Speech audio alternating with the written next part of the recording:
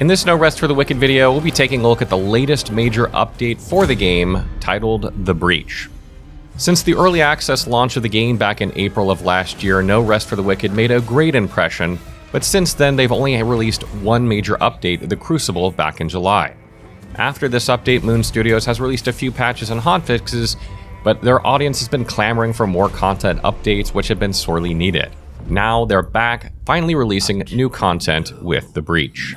In this latest update, in addition to adding new story content, the studio has reworked and revamped a lot of systems in the game. If you've not played No Rest for the Wicked for a while, or have not played the game yet at all, you've come to the right place, since we'll be covering all the changes and new systems since the last update. Before we get into the changes of the Breach update though, big shout out to MoonStudios for sponsoring this video. If you guys like what you see and you haven't checked out No Rest for the Wicked yet, be sure to use the link below to support our channel.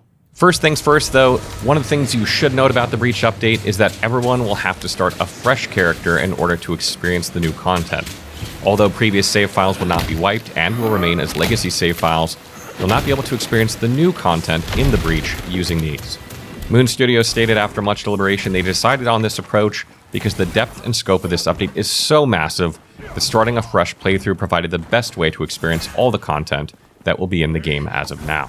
In addition to continuation of the game's story, the Breach adds two new massive zones to explore that essentially double the explorable area of the game, and the first zone is to the south of Sacrament, and it is called the Lowland Meadows. You can reach this area by exiting the southernmost gate of Sacrament. The Lowland Meadows is a sun-kissed area with sunflowers and colorful plants that is ravaged by the plague. You'll face off against people who have been turned into plague-infested monstrosities in this area. The second zone is the Marren Woods, which you can reach by exiting Sacrament from the northern gate. This is a deep forest area which has been affected by the Blight, and you'll go up against the fierce bird warriors of the Balak-Ta tribe and other woodland creatures. With the new zones come new enemies and bosses to test your mettle against 4 new campaign bosses, 9 new plague bosses, and 2 new enemy factions. Additionally, existing zones have also received updates, adding new areas to explore and secrets to uncover.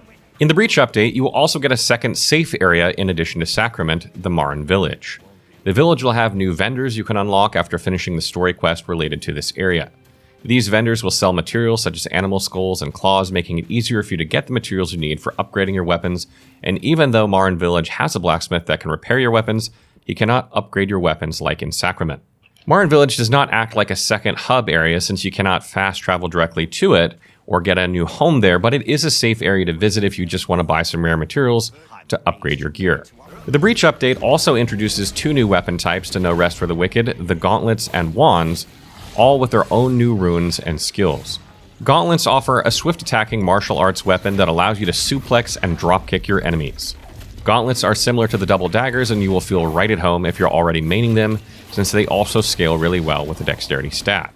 While having a relatively shorter range compared to the daggers, the Gauntlets have access to more powerful ranged rune spells that will help you take out enemies at range. Wands offer a one-handed spellcasting option which you can use with the shield, so you're not relegated to only the two-handed staff anymore if you want to play a spellcaster class. Similar to the staff, the wand scales with intelligence and will provide additional fast-moving and casting rune spells that will you play as a swift, agile spellblade type. Blocking with shields has been completely reworked, and instead of stamina, blocking attacks with your shield will now depend on your poise. This change adds more breathing room for stamina management when using the shield to block, which was hard previously as your stamina was drained from blocking, leaving very few opportunities to attack afterward as you simply did not have the stamina. Weapon scaling also received a little bit of a rework as they generally scale better with stats compared to before, but it doesn't break the game. The balance pass is done relatively well, and the general overall difficulty of combat has not changed a lot compared to the previous version, so the game is still exceptionally challenging. One of the biggest additions and changes to the gameplay is that any of the zones can be overtaken by the Pestilence now. This system is something like the Hell Tides of Diablo 4, where the look of the whole area is covered by the Pestilence Plague, and you'll face off against different enemies unlike what you would normally find in said area. When a zone is taken over by Pestilence, you can see it on the map, where it is marked by a purple color. You can go to these areas and start taking down the pestilence-ridden enemies, and as soon as you start doing so, you'll notice a pestilence spread bar going down. Once the bar is fully drained, the plague boss that is infecting that area with pestilence will be summoned, and these bosses are variants of the same bosses you've already faced in the story or side quests. Defeating the Plague boss will cleanse the area of the Pestilence, and you will gain a lot of loot from these encounters. The Pestilence system also has a mechanic where you can increase the difficulty and challenge of the area, which will also drop more loot. This is done by using a special loot drop that can be found only from the enemies in the Pestilence area called Torn Resources. This mechanic makes it so that the Pestilence-ridden areas are the best place to farm new loot and get the perfect setup you've been looking for. But this is a high-risk, high-reward system, as the higher difficulty is no joke, and you'll need to be on top of your game to get through these areas at the higher challenge difficulty.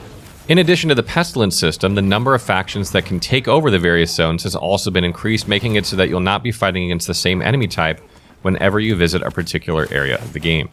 The itemization of No Rest for the Wicked also received a massive overhaul with the Breach update. Instead of the previous system, any items that drop will now be approximately within your level range, and items are not zone locked anymore.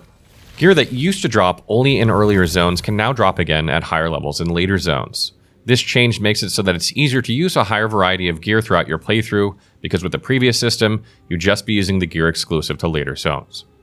In addition, most nearly all affixes were changed, and the enchantments have also received a welcome revamp in this update, as originally, affixes you gained were fixed, and they were limiting to a certain degree to crafting your perfect build. This problem has been alleviated somewhat with the update, as you can add an enchantment to a weapon if it does not already have the maximum number of enchantments, or re-roll the ones that do not fit with the build you're going for. This is done using the Fallen Ember resource. Since these are also used for respeccing your character, you'll need to be mindful on how and where you use them, but you can keep on re-rolling your affixes as long as you have Fallen Ember resources, and it does not increase in cost on subsequent re-rolls, but the resource itself is rare, and you will need a significant amount of farming in order to obtain a large quantity of these. In addition to the changes to affixes themselves, there is also a new rarity of item called Masterwork. Masterwork items are obtained by infusing 4 gems into a common equipment, filling all of its gem slots, which provides you with another way to achieve your perfect build without relying on the randomness of enchantment. The Breach update also reworked how you can consume food, as the cooldown after eating has been removed altogether, and gone are the days where you have to wait before being able to eat another delicious pie, but there's a cap. The number of food you can consume while in combat is limited now with a hunger limit, which can be increased using the Plague Ichor at the Watcher NPC, and you'll need to exit out of combat before being able to eat again.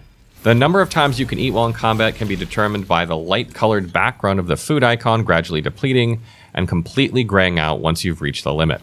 This changes the way you approach combat a little bit, since it'll make exploration and healing while fighting regular enemies easier, but you'll have to be more careful against tougher enemies and bosses. And you will also have to be more mindful about what kind of food you'll be eating for the buffs and heals. In the Breach update, the bounty system also received a slight revamping and received a new look. There are still daily and weekly activities and challenges, but these have been renamed slightly. With the Breach update also comes a slew of quality of life changes to the game, one of which is item and resource management. Previously, storage and management of resources took a considerable amount of time, as you could only stack a limited amount of each resource in your chest, but now you can stack up to 99 of each type of resource in your chests in your house, although you can still carry the previous amount per stack in your inventory. You will now be able to store much more resources and consumables in your chest than ever before. Another nice addition is the Whisper Stones in your houses. These stones allow you to fast travel directly to the Whisper Stone in your house, removing the need to travel to Sacrament first if you want to stash your resources, and if you have more than one house, you can have a Whisper Stone in each of the houses, making it possible to travel to any of the houses from Whispers. A major point of contention for players, and one of the major issues a lot of people had with No Rest for the Wicked, was the project wait timers. It has also received a quality of life update. You can now upgrade the project workers using food and ingredients, shortening the time needed to complete projects. Another really nice quality of life change is that they've made it when exploring that you can see the specific level of the danger area that you're in instead of moderate, dangerous, or deadly, making it a bit easier to judge whether you should be in a specific area or if it's too difficult. Last but not least, this update added a hardcore mode to the game. You can now create a hardcore character, and if they die, they'll be turned into a regular non-hardcore character. This is a fine addition for players who are looking for a new challenge to overcome in No Rest for the Wicked, although the game is plenty difficult as it is. So that wraps up our video covering the major changes that the Breach update has brought to No Rest for the Wicked. And a lot of these things I think people have been asking for, and I think we'll be pleasantly surprised with. I do think the game still needs a little bit of tweaking, but it's still in early access and we still have a ways to go. So I'm sure there's time to fix some other things about the game.